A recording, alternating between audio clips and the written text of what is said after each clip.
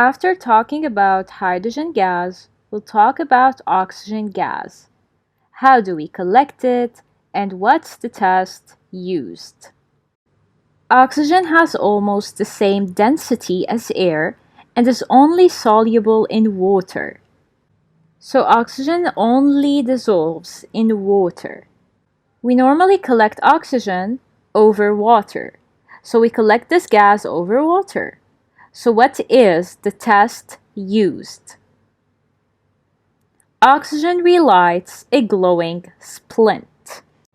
So I have a glowing splint and a test tube containing oxygen gas, as you can see in the figure. This splint is not lightened, but if I get it close to the tube, it will light. This is how we make sure that we have oxygen inside this tube. So we said that oxygen has almost the same density as air, it's soluble, and we collect it over water. And the test used is relighting a glowing splint.